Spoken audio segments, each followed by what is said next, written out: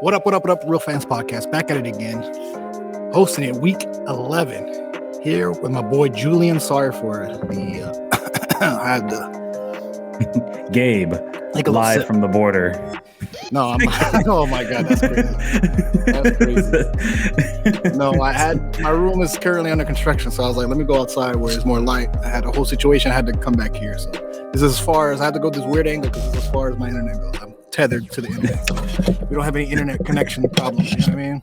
And so, yeah, Gabe's got like 20 feet long of Ethernet going to keep him where he is, which, hey, I'm not mad at it. But yeah, pretty exciting week 11, man. Things are ramping up, getting interesting in the NFL on both sides of the division and conferences. I tell you what, man, season's been fun so far. Not for my specific team, but like watching the rest of the league as a neutral. It's pretty tight and it's pretty close, and we're gonna get into that later.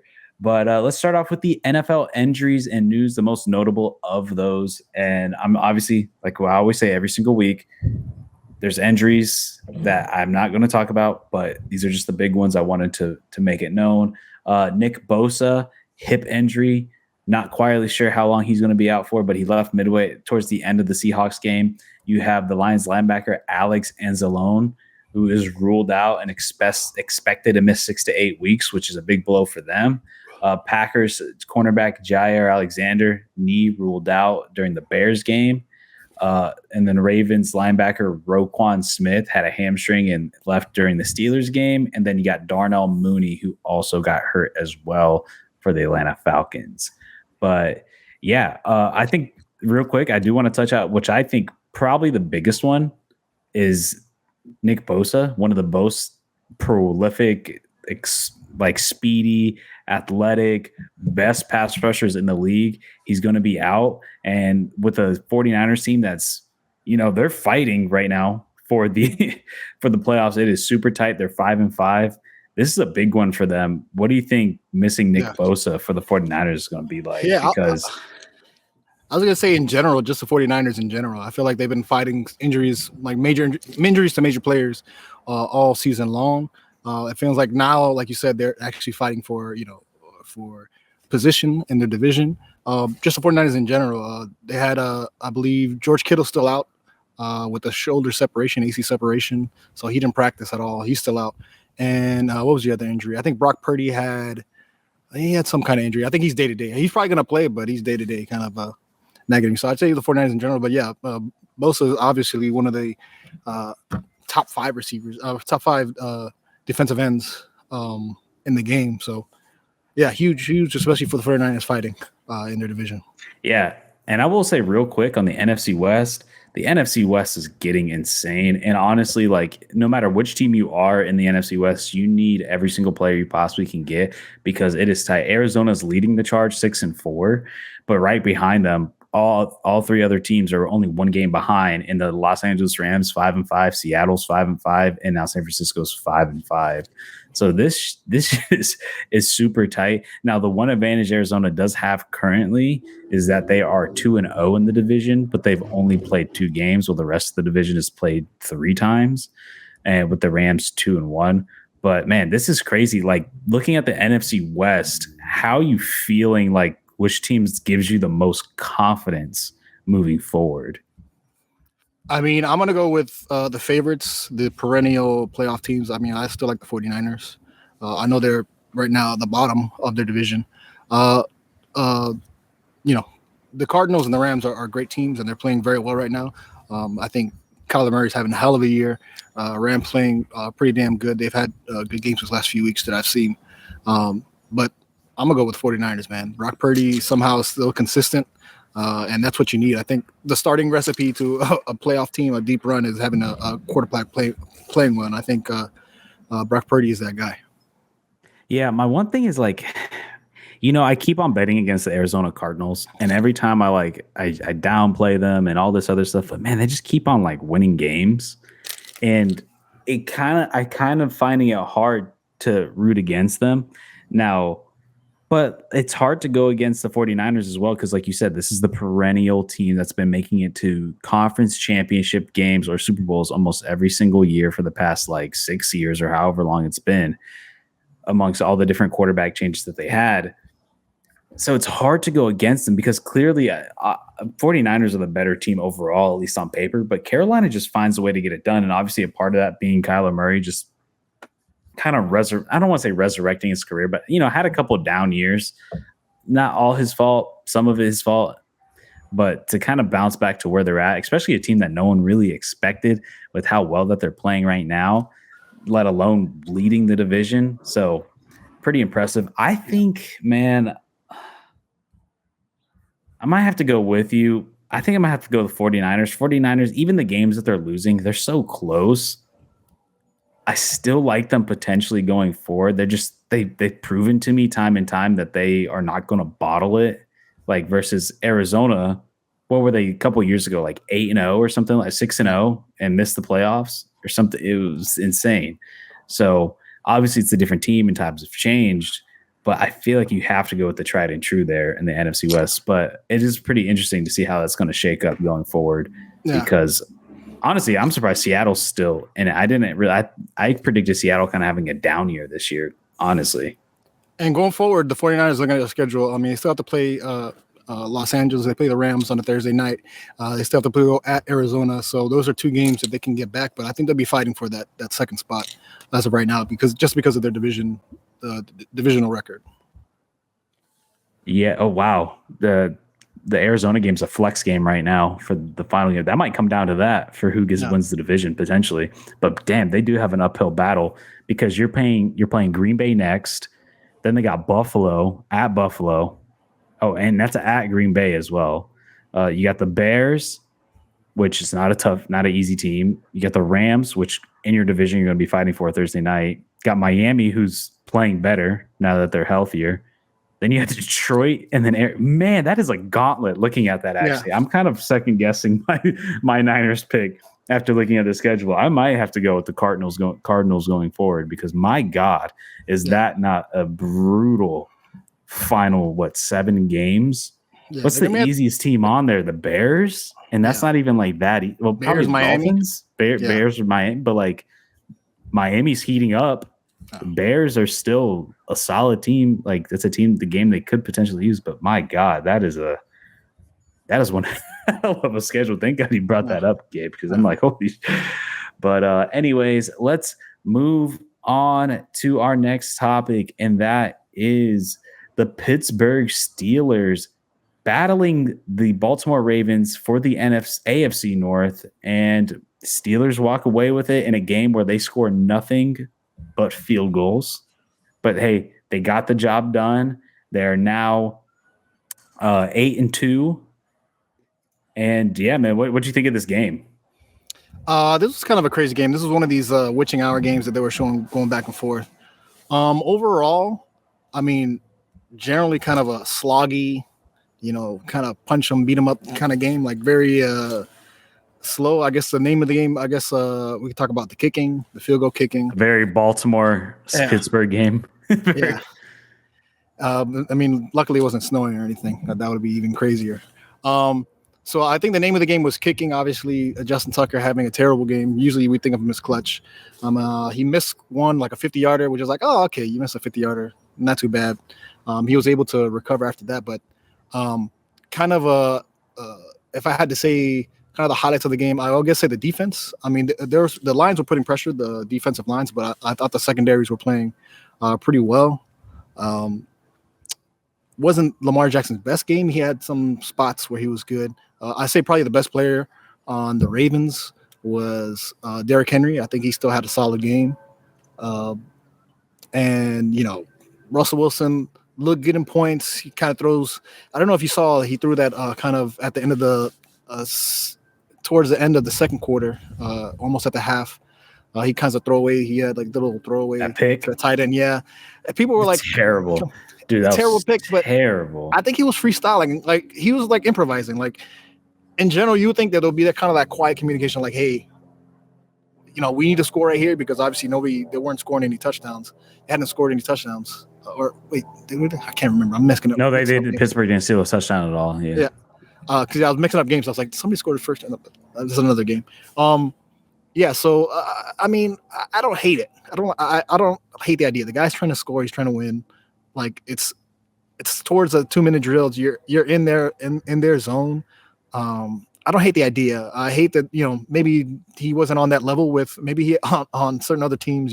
He has that communication with other receivers, but I don't hate the idea. Like what I mean, of him going for it. It was terrible. Like know. it wasn't in the wrong. I think it's kind of like it's kind of like a look. It's kind of like a look. He just lobbed it up nice and soft. It wasn't a fucking beam. Kind of like a look. I don't know, man. It was pretty bad because he had like 3 guys on him, and you gotta look. Obviously, I've never been a quarterback, but I feel like you got to put the ball in a position to where, like, if the catcher's not going to catch it, it's got to go out of bounds. Like, you got to put it high enough to where it not just float it in there and just give it to the opposing team. If you, I don't know, I didn't hate it in that spot. Russell Wilson. I didn't hate that spot. Yeah. And it's like 49 seconds on the clock, like, and you're in their zone. Like, it's if you turn the ball over, like they're gonna go score down in 40 seconds. Like, I thought in this game Russell Wilson had moments, but in general, it wasn't a great game or a great showing. Just for the Pittsburgh, for both offenses, to be honest, I thought George Pickens had a great game. He's really starting to play really well, especially having Russ playing as well as he is, and even before that with Justin Fields. But this was just one of those games, like, it was just one of those rivalry games where it's just going to be in the mud. It's going to be tough. It's going to be hard. And look, all credit to the Pittsburgh Steelers because I didn't know this, but it makes more like sense though that Baltimore leading into this game was the highest scoring offense in the league, and you pretty much held them down like extremely well that entire game. Kind of shut down Lamar Jackson. He couldn't really get anything going. There was some simple mistakes by the receivers, that the dropping passes. There was one specifically to Zay Flowers, I want to say, that just bounced off his helmet. Yeah. That was like that was towards the end of a quarter. Yeah, when they were trying to. Then charge there was some where I'm like, man, like both. Like I believe Russell threw a deep shot that was like on the money down the sideline. I want to say same thing with Lamar, but to me, the story of this game was clearly the defenses on both sides, which. We come to expect this from Pittsburgh because Pittsburgh, to me, they're a very underrated AFC team. They are really good on both sides of the balls, offensively and defensively. Najee Harris has been having a good season. Like I said, George Pickens is picking it up, and just Pat Freiermuth and all those guys are starting to heat up on the offense. Russell Wilson, like I said, I think his comeback needs to be studied by some sort of organization because I don't think it's that because like he was bad, dude, in Denver. He was bad. Yes. He was that bad, and he's come over here to where it's not even necessarily the most offensive-minded team. Like, I mean, dude, you had oh my God, why am I drawing a blank? Sean Payton, one of the best offensive masterminds ever in the NFL, and couldn't get anything going. But then you go to Pittsburgh and Mike Tomlin, and how you get the ball moving. But I will say with the Ravens, like defensively. I've been killing them the past few weeks, saying that they've just been getting torched and they've been winning because Lamar and the offense can put up a lot more points than the other team. But this is one where they actually finally stepped up against the offense that's pretty solid for the most part. Yo, looking at the Steelers schedule, because I haven't watched a ton of Steelers games. I just seen, in the periphery, they've kind of been, if they come up on run zone, I kind of watch them. But they have a tough road to hoe because, to answer the question that we're trying to pose, did the Steelers lock it up? I mean, I still think that they have to prove in their division. They still have to play Cleveland. They play Cleveland twice. They play Baltimore at Baltimore December 21, and then they play Wednesday on Christmas Day, Kansas City. So they had to play Baltimore the 21st, and then they play Kansas City the 25th. Like, that's incredible. Short turnaround. Then you play Cincinnati to end the season, which that's not going to be an easy game. Because I'm sure Cincinnati's still going to be fighting for a spot in the playoffs because, first off, the schedule is weird because they played the Browns twice in 3 weeks, or 2 weeks. 3 weeks, which is, I mean, you play the Browns, then the Bengals, then back to the Browns, which is really weird. I mean, the Browns, Jameis has got them playing a little bit better, but they should win that game. The Bengals game is going to be really interesting. I think that's going to be a fun one. It could, the Bengals game can go either hit or miss. It could be a really fun one, or it could just be a slog of a game like this one was, where it was just very defensive and not much getting done. Philly is it's a tough ride. I still think they have the capability to win these matches. I mean, looking before, I mean, they did just beat Washington and Baltimore. And then what was another impressive win? They beat the Chargers pretty well. And they did beat the Broncos, but I'll say the Broncos is kind of a different team than what they were in general. But yeah, I mean, I still think personally it's up for grabs. I don't know if Cincinnati has a chance to really go moving forward. Look, they have to play the Steelers twice. Let me look at Cincinnati's schedule real quick. Yeah, I was going to say Cincinnati's playing a little bit better in the past few weeks. They're playing better than from the beginning of the season, my expectations were pretty high. My problem is they can't finish games, dude. They cannot finish games. They keep on losing these close ones. So they play Pittsburgh next. Then they got Dallas. That should be a win. Oh my gosh, you know how low the tickets are for Dallas games? $20. That's insane. Same for the Titans game after that. But Pittsburgh, Cincinnati's got a pretty favorable schedule. I mean, you got the Pittsburgh games, which are going to be big, but then you have Dallas, Tennessee, Cleveland, and Denver. Denver's going to be a tough one, but you should get a 3-game streak right there between Dallas, Tennessee, and Cleveland. So it's going to be interesting, but I still think they're just a little too much out of reach because that Pittsburgh game, best case scenario, they split. I don't see them beating Pittsburgh twice. I think they beat Pittsburgh at home. I think it's going to be super tough for them to win on that week 18 game. But let me go over to the Ravens while you give your thoughts. I was going to say, I wanted to ask a question. As far as the Steelers, asking about the Steelers locking up, I still think they are the holders of the future. They have 7 games left.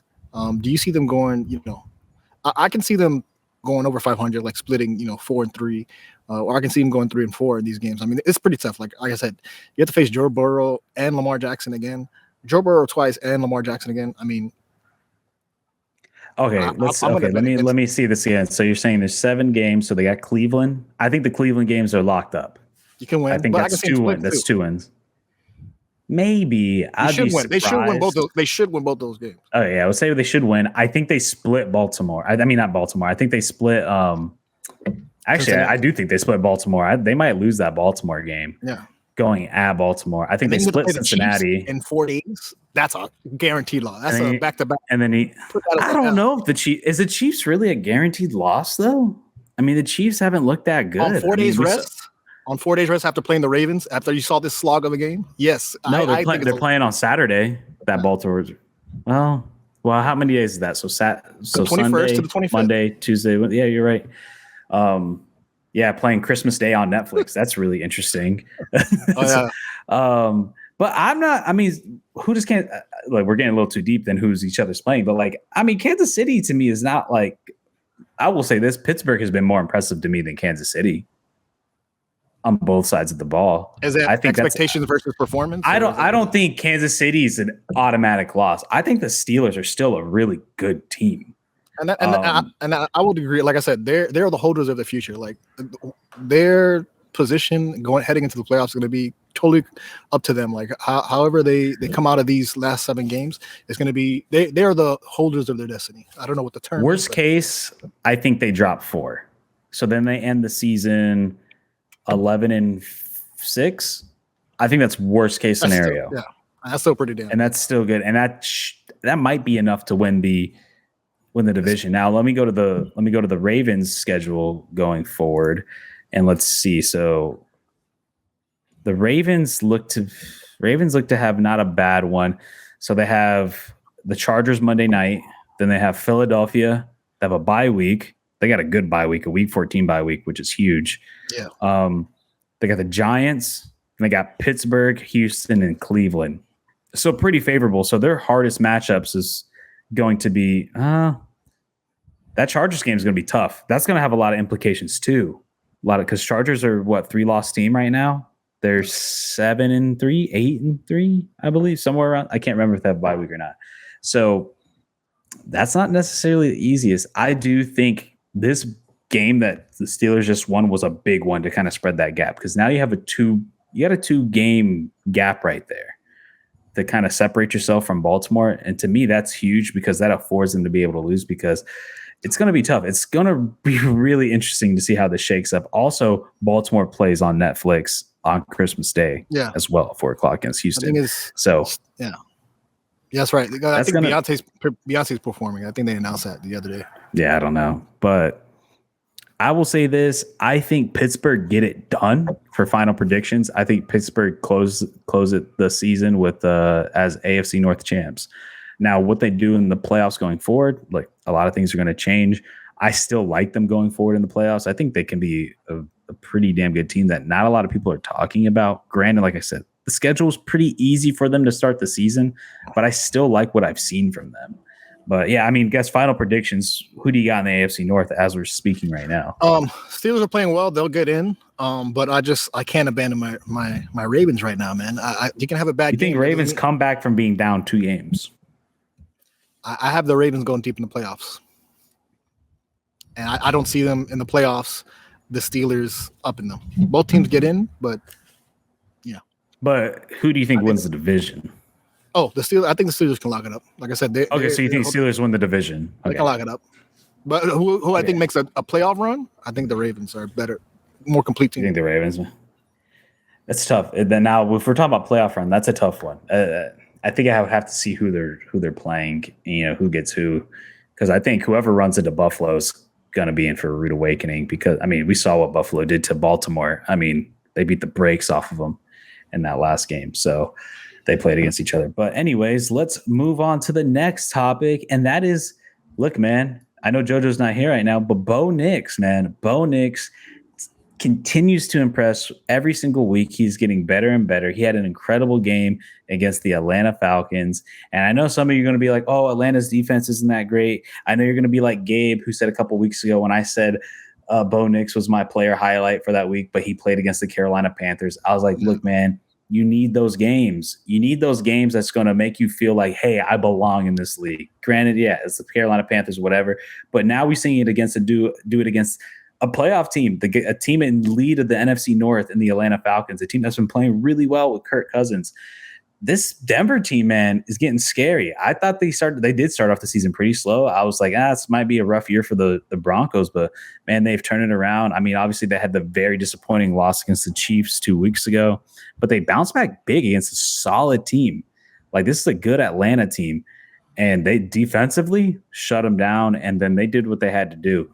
And I will say this, look, I know it's way, way, way, way too early to say this, and I'm mostly speaking on the style of play, but it looks like Sean Payton has somebody who kind of has that similar style of play, but younger Drew Brees. Obviously, not at the Drew Brees level yet, but when I watch Bo Nix play with this system, it reminds me a lot of New Orleans. It looks like Sean Payton is finally starting to implement what he used to back in the day with Drew Brees in New Orleans.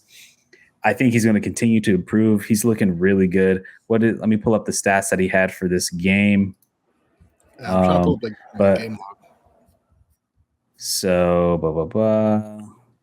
had 28 completions, 33 attempts. He had an 84% completion rate, 307 yards, 4 touchdowns, only sacked 1 time. He had 145 rating. The guy has he's been playing well. Like I said, he's continuing to impress. I think there was something that, let me pull up the exact games. So they started off 1-3, and then they went on a 5-1 run. No, my bad. They started off with the first 2 losses, then they won 3 in a row. Yeah, so they won 5-1 in that middle streak, and then they lost to Baltimore, Kansas City, which is a tough ask. But then you look at that Kansas City game, it's like one play away, they actually win that game, and then they beat a pretty good Atlanta team. So I'm liking what I'm seeing from him. I tell you what, the rookie class is looking pretty damn good. I mean, Caleb Williams looks good. Jaden Daniels, to me, still probably the best rookie right now and has been the most consistent. And then you got this guy, Bo Nix, who's starting to play well. And look, man, we even saw a little bit of Michael Penix in this game towards the end when they decided to bench Kirk Cousins, and he had a couple plays. But, yeah, what do you think of Bo Nix and just the Denver Broncos in general? I mean, see, because you were a hype on the chat with us, because this is a game I completely ignored. I mean, I'm not gonna jump on the hype train. Like, I'm gonna be, I'm gonna pump the brakes kind of guy. Like, this is his first. Looking at his game log, this is his first 300 plus yardage. Obviously, he threw four touchdowns, and his next biggest performance, like you said, was the Carolina game. A couple weeks ago, 3 weeks ago, where he threw 284 with three touchdowns. It's fine. Like, if he's obviously playing better than the first couple of weeks was horrendous. I think he was really bad. They were just like, oh, well, was this guy worth it? Hey, he's been picking it up better, but I don't think he's like maybe at best he's a mid-tier quarterback, maybe. But I'm not very hype on. I'm not watching a lot of Broncos games.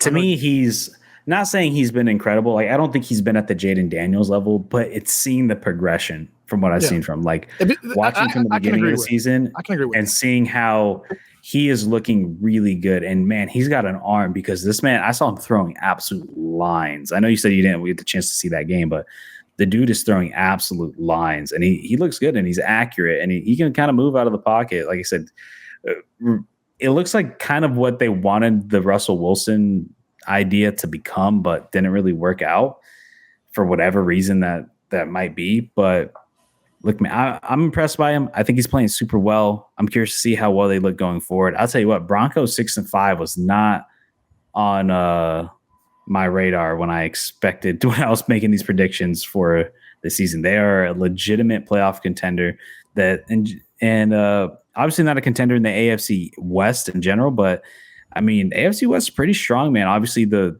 Raiders are down bad right now, but you have the Chargers who have been quietly having a good season that no one's talking about, I feel, at least in my opinion. And this Broncos team that looks strong and they're pushing the Chiefs to the limits. Both teams, obviously the Chiefs are somehow by the grace of the football gods letting them win this game, except finally they didn't, but we'll get into that in a second. But yeah, I'm impressed by him. I think he's been super good, and I like what this little Broncos team they got going. I think defensively, man, they are good. They're holding up really well. I would like to see maybe one more weapon from them. I think Cortland Sutton is starting to kind of come into his own with Bo Nix, but I think having one more player would help them a little bit more. But obviously, this is kind of like the middle of a rebuild, and so far they're starting off super strong. But let's get into the next topic, and that is your Miami Dolphins, man. Big win over the Raiders. Look like vintage Dolphins from last year and the year before. Gabe, I'm just going to say it, man. Is the season not over? Are you back in this? I knew this was going to happen. That's why I avoided this game. I was only locked in on 3 games this week. This is why I avoided this game. I have watched 0 this past week because this is what the Dolphins going to do. They're going to win a couple games that they should win and give me hope that they're actually going to do something. They're going to win a couple games. The next week, I forget who they play next week. What are they coming off of? They played the Patriots. There's a winnable game next week. And I knew this was going to happen. I was like, they can win these next. Yeah, they got a good. They got a good kind of 3. be in the hunt. All right, so I'll tell you the rest of the schedule. They have the New England Patriots. Yeah. They have the Green Bay Packers. Tough. The New York Jets. Houston Texans. Tough. San Francisco 49ers. Tough. Cleveland. Winnable. And the Jets again. These late Jet games, I don't know. Dude, the Jets are bad. Yeah, the Jets are bad. I knew it was gonna happen. They can obviously beat the Patriots, but I wouldn't be surprised if there's like kind of a trap game for them. But definitely a tough slog. They're gonna be like one of these teams that like waiting around. Like I kind of feel like the season was lost in the front end of the season. But yeah, I knew they could have. I think we talked about this last week. They could have. These are winnable games. And I just don't want to watch them now because the heartbreak is going to be too much. I'd rather break my heart now in week 11 than me hoping in week 16 where we're going to play the second game if we're going to beat Aaron Rodgers on the road or something. Look, I'll say this. It's not over yet.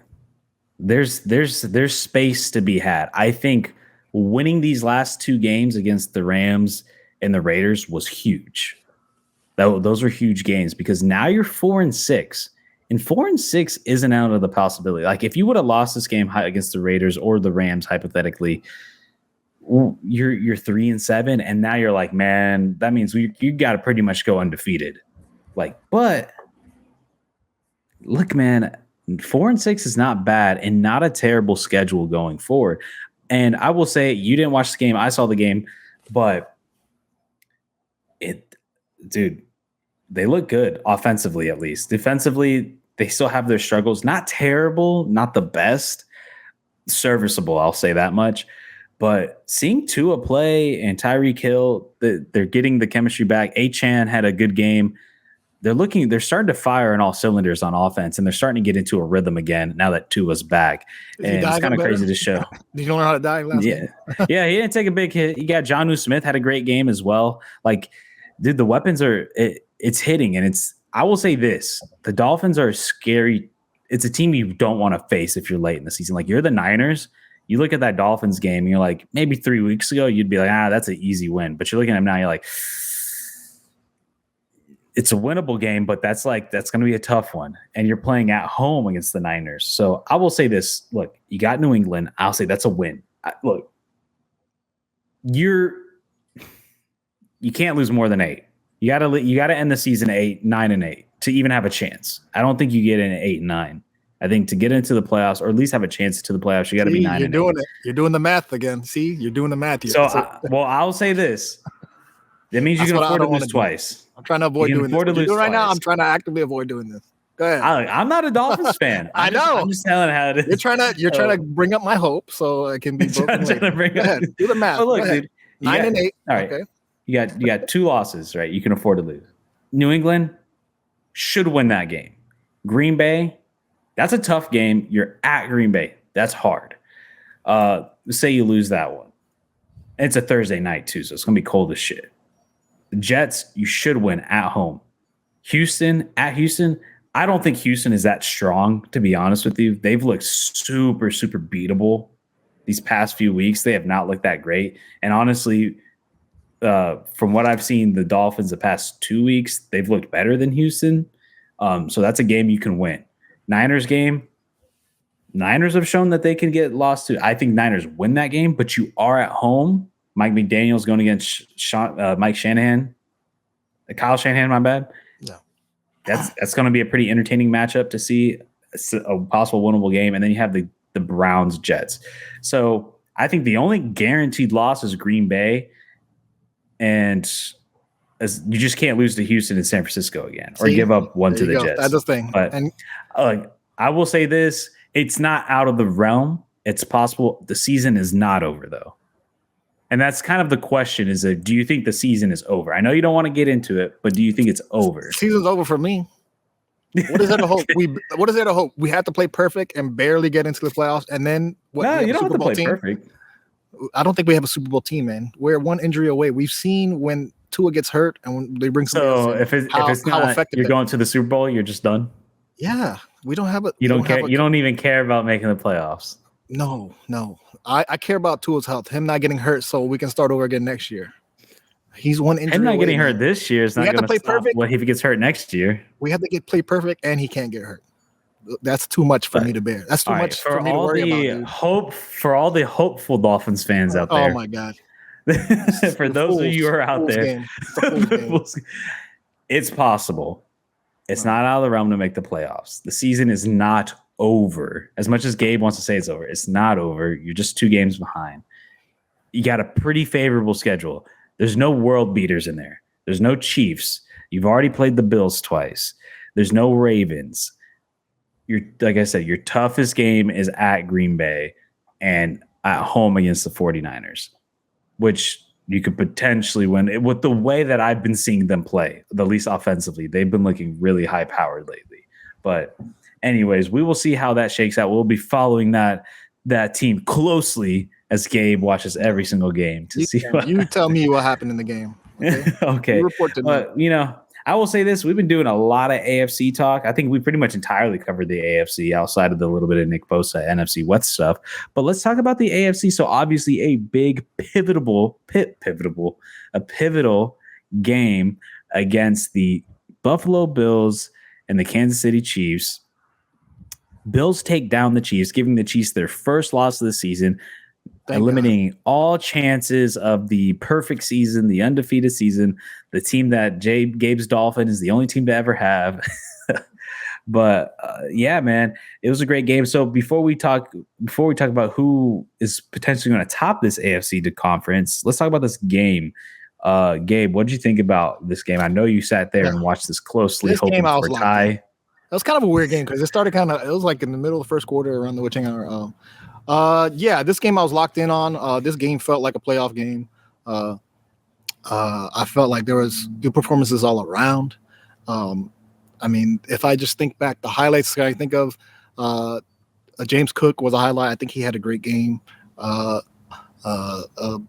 what's his name? What's his Josh face? Allen, dude. Josh Allen had a great game. He had probably the best highlight of the game on that fourth down where he just kind of fakes it and runs it, scores a touchdown. Goes for the tud. Yeah. He had a great game. Let me see. I'm trying to just think of other highlights. Khalil Shakir. Oh, Shakir. They used Shakir a lot. They were using him. He scored a touchdown. They used him at a lot of positions. So he had a good game as well. Curtis Samuel had 5 receptions, 58 yards. He scored a Amari touchdown. Cooper had 2 bombs. Yeah. Curtis Samuel did. Kelsey might have had a couple. He, obviously he's their main guy over there.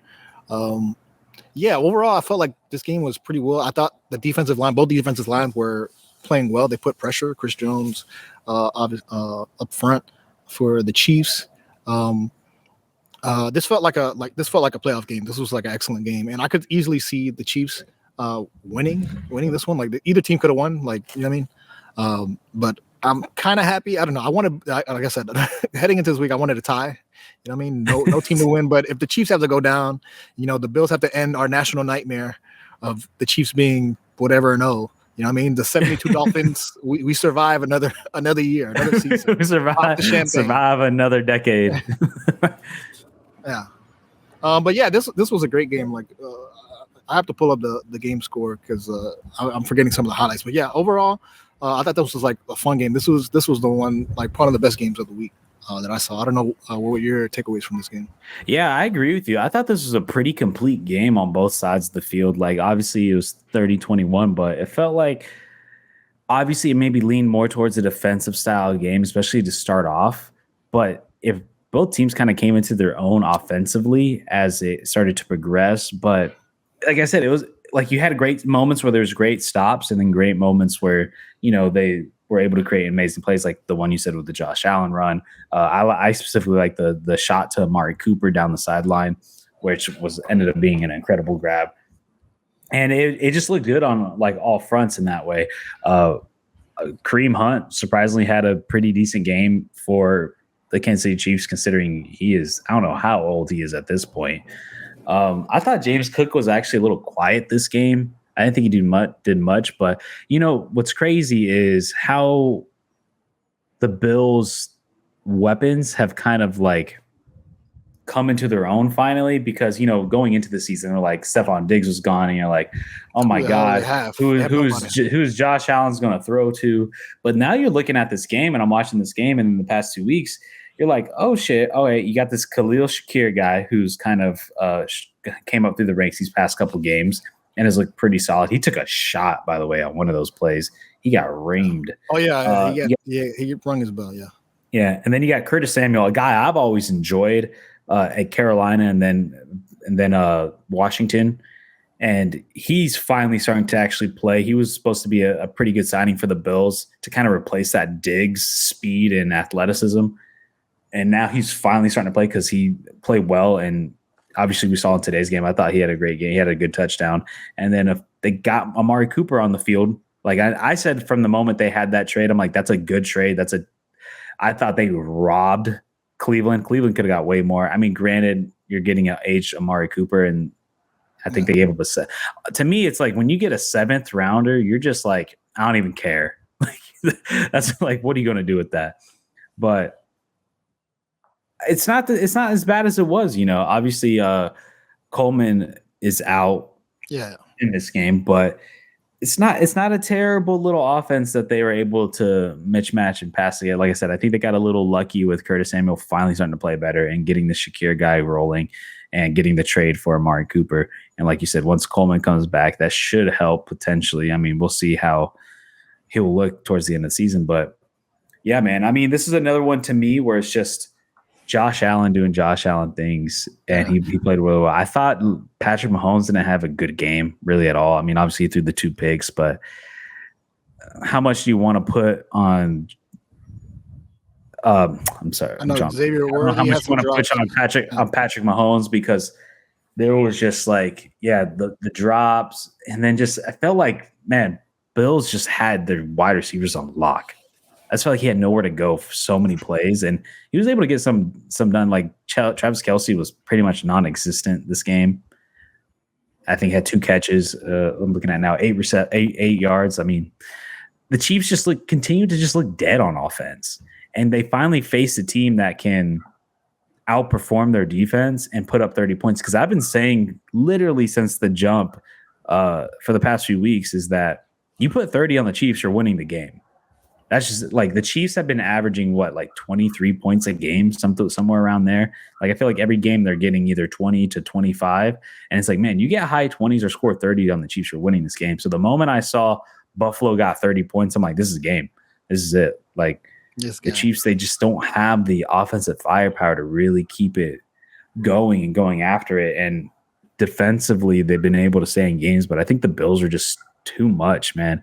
And the Bills are just a scary team. Hey, Josh Allen is becoming just like such a good quarterback, and he's cleaning up a lot of the issues that people were getting onto him the past few years, where he would have amazing games, but then he would go on these skids where he doesn't look good, or he'll just throw like dumb picks, dumb turnovers, or whatever. Games, yeah. And I feel like this season, watching him, he's just been a little bit cleaner. No. He hasn't been so reckless from he's been a little bit more strategic. I mean, right now, he has 18 touchdowns and 5 interceptions, which it's a great ratio. That's good. That's not a lot ratio, of touchdowns, but it's a great ratio. Yeah, he's 6th in the league, which it could be better, but considering who he has to throw for, not the best. But yeah. Anything else on this game before we talk about AFC as a whole? No, that was it. I mean, Patrick Mahomes, he had some rushes. Patrick Mahomes doesn't look fast, right? When he scrambles, he doesn't look fast. Compared to he's elusive. But he's still elusive. Yeah, he's smart with it. Like he gets out of bounds quick. So he had some first down. But Josh Allen doesn't look, he's probably equally not as fast, but he looks like a tight end running. Like he looks tough. Those were some of the highlights I remember, especially that highlight that we're talking about, the 4th down where he was gonna fake the throw and just ran it in for a touchdown. Better scrambler, Josh Allen. That's my last note. So talk about AFC. So now that obviously the mighty Kansas City Chiefs have been taken down, at least for now, they are 9-1. They are tied for the best record in the league, only next to the Detroit Lions. But how do you see this AFC, the top of the AFC, playing out? Do you think the Chiefs lock down that number 1 spot, or do you think they drop another one and Buffalo or Pittsburgh can catch up to them? Because realistically, those are the only 2 teams that could really leapfrog them, because Pittsburgh 8-2, Buffalo 9-2, and obviously Kansas City 9-1. 4th place is the Houston Texans at 7-4, and you do have the Chargers 7-3, but I don't know if 7-3 is going to be a part of me feels like with these last 7 games, you're asking a lot to have them being able to leapfrog, because whoever gets on top are probably only going to have 2 losses. I don't necessarily see a world where there's a 3-loss team in first place. But I guess as for conversation's sake, let's keep the Chargers in there, because I will say they had a pretty pivotal game Sunday night against the Cincinnati Bengals that, for a lot of Bengals fans, probably ruined their hopes for the playoffs, because they're 4-7 now. But out of those 4 teams, how are you feeling? Who's going to get that number 1 overall seed and get that bye week? I feel like the Chiefs they're still prime for this. Like Buffalo, the next 3 weeks is tough, even though they play one AFC game. I think they play the Lions, they play the 49ers, and they play, I believe, the Rams. Let me double check. Yeah, they play 49ers, the Rams, and Detroit. Obviously, the one of those AFC teams, and then they can clean up the rest. So the next 3 weeks for the Buffalo is going to be tough, because I think the standings go by overall record, then divisional, then conference, and then divisional or whatever. I forget the hierarchy of that. Buffalo, divisional only counts within divisional opponents, like tie. Yeah, opponent. Okay. I believe. So I can see, maybe the Bills dropping to that mid tier, kind of maybe like a 3, no lower than a 4, like just because of that matchup I was talking about, and the Chiefs' schedule going forward. The next 3 weeks they play Carolina, Las Vegas, they play the Chargers, Cleveland, Houston. So there's a couple tough games for the Chiefs they still have to play. But I think their schedule comparatively to the Bills is a little bit easier. So I still see the Chiefs staying on top. Not that they're going to, win the rest of the games out and go 16-1, but I still see the Chiefs can lock up. They have an easier road to lock up the AFC. I'm not necessarily with you there. I think it's pretty tough. I mean, you have a Chargers team that pushed them to the brink and is a is a really good team. Obviously, they should win the next 2 games against the Carolina Panthers and the Las Vegas Raiders. Like that, those are layups. Chargers game is going to be tough, Sunday night game, but you are at home. That should be a freezing game. Oh, yeah. Then you got Cleveland, which should be an easy win. But then you got Houston, Pittsburgh, and Denver. So Houston team, clearly a 4-loss team. They should win their division unless something catastrophic happens. But you have Pittsburgh, who's also vying for that spot, which that could be a potential first place, gets a lot of playoff implications right there on that 1:00 game. Because say if Pittsburgh still hasn't dropped a game yet, they're whatever at that point, 4-2. If they beat the Chiefs right there and they get the head-to-head advantage, that could be the number 1 seed. That game specifically could be up for grabs. And then you end off with Denver, which Denver, like we talked about earlier with Bo Nix and all that, was that they need every game they can possibly get.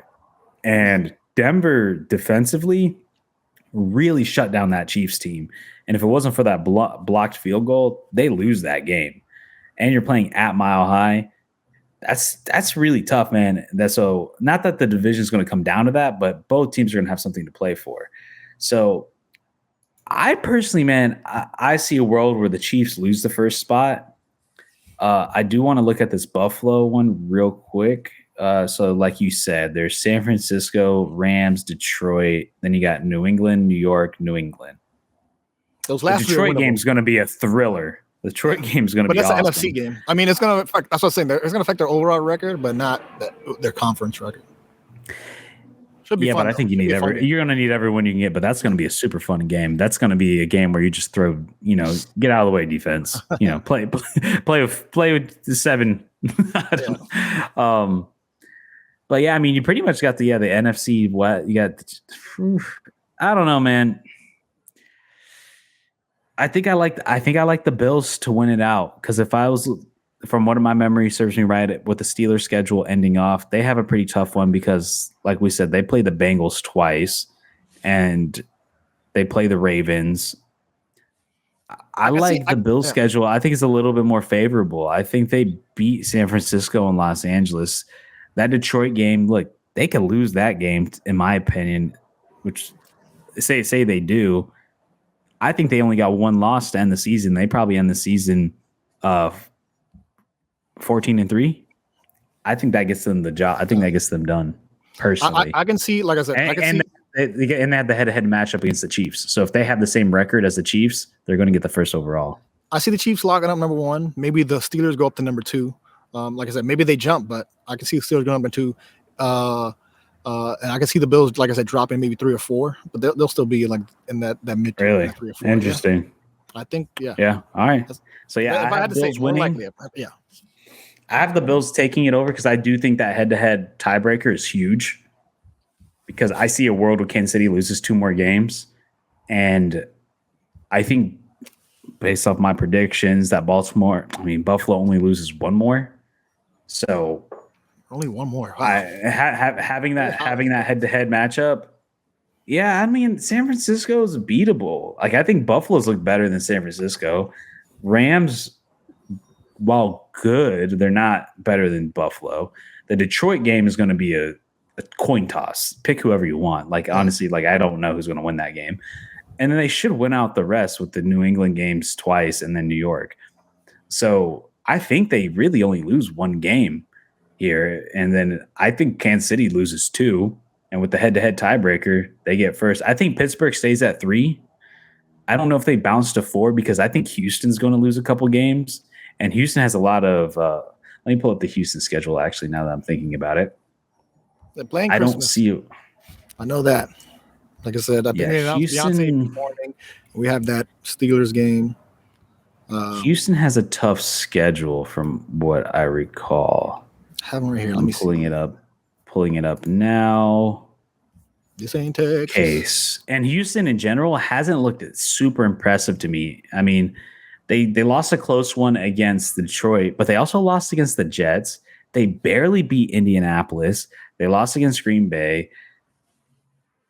They beat Buffalo, but from what I recall from that game, it's been a while, but I think that was not a good game from them. The Jacksonville game was not good from them. They gave that way to Jacksonville, and they still lost. They still won that. Jacksonville still lost that game. But Houston had no business winning that. They got blown out by Minnesota. Like, I don't think Houston has really been that strong. Now, they do have the AFC South, so obviously they have the Tennessee Titans, so they should win that. They play Jacksonville, so they should win that. They play Miami, which that's going to be a tough game. And then you play Kansas City, Baltimore, and then Tennessee. Like, I think Houston loses. Houston loses at least 2 more games. That gives them 6 wins. There's no way they're getting first with that. Now let's talk about the final team, and that would be the Chargers, who would be the only ones realistically to potentially leapfrog and get over there, which I think is going to be a little bit of a stretch. But let's see. So Chargers have Baltimore, Atlanta, Kansas City, Tampa Bay, Denver, and then New England Raiders. So they got a pretty tough 5-game streak there. They ended off pretty easy with New England and Las Vegas. But, man, Baltimore, Atlanta, Kansas City, Tampa, and Denver, those are tough games, man. Those are super tough games. All teams who could be in the playoffs and fighting for playoff spots. I think they drop a couple. They make the playoffs, in my opinion. For sure. I don't see them being more than 6 losses. I think they probably, if anything, lose 5 games. But they're going to get 5th seed, best team in the wild card. That's kind of where I see the Chargers land. I don't know what you think of the Chargers. Yeah, I think, like I said, I think there'll be that 3-4 with Buffalo. They'll be still in the mid tier. I don't know if they drop completely, but I think they'll be. Well, no, they would go to 5 because 4 or 5. I guess it's Kansas City. 4 or 5, yeah. They would go to Kansas unless Kansas City implodes. Yeah, look into predictions because I got like 10% of the battery on my computer. Okay, no problem. Anyways, all right. So that's our picks for the NFC, top of the AFC. How it's going to shake up. But let's get into our picks and predictions for week. Oh, wrong one. Okay, there we go. Let's get into our picks and predictions for week 12 of the NFL, and let's get into it. All right. Why can't I find it? Okay, here we go. We got the Pittsburgh Steelers at the Cleveland Browns. Pittsburgh -3.5, Cleveland +3.5. I got Pittsburgh with the cover. Easy. Steelers easy. Let's go. All right. We got the Minnesota Vikings at the Chicago Bears. Minnesota -3.5, Chicago Bears +3.5. I go Bears within 3.5. Minnesota wins, though. No, I got Vikings over. All right. We got Tampa Bay Buccaneers at the New York Jets. Tampa Bay -5.5. New York Jets +5.5. I got Tampa right here. And Baker, I trust. And time to bake. All right. We got the New England Patriots +7. Miami Dolphins -7. I got the Dolphins here. Might be a trap game. Dolphins win, but not the points. Oh, okay. Gotcha. All right, AFC North battle, Tennessee Titans at the Houston Texans. Tennessee +8.5, Houston -8.5. I got Tennessee with a +8.5. I think Houston wins, though. Houston. I got it, Houston. Wow. All right, Carolina Panthers at home against the Kansas City Chiefs. Chiefs -10.5, Panthers +10.5. I wouldn't take that. I wouldn't. Chiefs, yeah, that's a bad. Too many points. Give me the Chiefs but the Panthers cover. Yeah, I know Panthers are like the worst team in the league, but Chiefs haven't really made any sort of spread against teams. I mean, they're not the Cowboys. All right. Yeah. All right. We got the Dallas Cowboys at the Washington Commanders. Dallas +10.5. Commanders -10.5. Man, I never go for spreads this large. But gosh, I'm damn high on the Washington Commanders and Cowboys. They just know how to just get blown out. I mean, their asshole must be sore because my God, I got Washington here. Give me Washington. All right, we got the Detroit Lions at the Indianapolis Colts. Detroit -7.5, Indianapolis +7.5. I'm going Detroit here all day. They destroy Indianapolis. Lions on fire. Give me Lions. All right, we got the Denver Broncos at the Las Vegas Raiders. Denver -5.5, Raiders +5.5. I got Denver here. I think Denver looks they're heating up offensively. Denver by 6 sounds good. Give me Denver.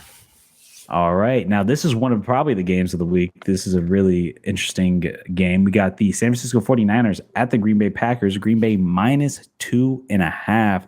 49ers plus 2.5. Should be a fun Gabe, I'll one. let you take this one. I'm stuck. I need You're a still second to think. debating.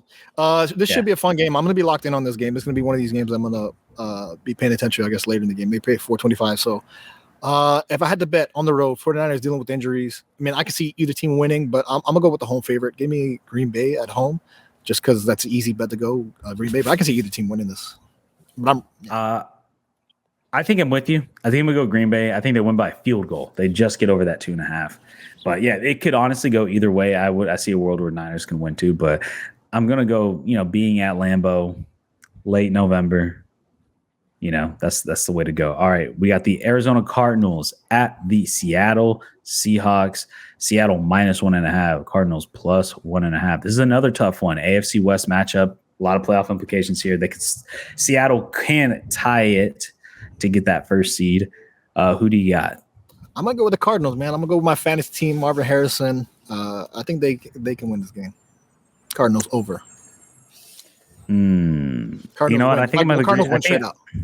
Yeah, I think I'm gonna agree with you. I think I'm gonna go Cardinals plus 1.5. I think they win straight up. That's a pretty good odds at minus 102. All right, let's go to the Philadelphia Eagles at the Los Angeles Rams for Sunday Night Football. I think it's going to be a good one as well. We got the Philadelphia Eagles minus 2.5, Los Angeles plus 2.5. The Eagles are home favorite? I mean, Eagles are road favorite? Yeah, I mean, the Eagles are 8-2 right now. What am I missing? Is there injuries on the Rams? Eagles are 8. Eagles are 8-2, man. They're rolling. The Eagles are good. Give me the Rams at home, man. I don't know why. Why are the Eagles so great now? Give me the Rams at home. I don't know. The Eagles have been playing really well, honestly, these past few games. I'm going to Eagles here. I like the Eagles. I think they're gonna. I think it's gonna be a close game. It's either gonna be 3 points or a touchdown. I think it's gonna be like a 1-possession win. But yeah, let's go to the Baltimore Ravens at the Los Angeles Chargers for Monday Night Football. We got Baltimore minus 3.5, Chargers plus 3.5. I'm going to go with the home dogs, the Los Angeles Chargers. I think they get it done at home. I like the Chargers. I think they're playing well. I love what Jim Harbaugh has been able to kind of turn that team around to actually be a consistent winner. So, yeah, man, I think Baltimore drops the ball here. Yeah, this should be a fun one, implications on the AFC. So, man, they're road favorites, minus 3. Man, I think the Ravens. I'm gonna stick with my gut. Stick with the Ravens. I got them going deep in the playoffs, so I'm gonna ride or die with the Ravens. Yeah, I don't know. I like that plus 130, man. I like that plus 130. But anyways, that is our picks for Week 12 of the NFL, and that also wraps up the show.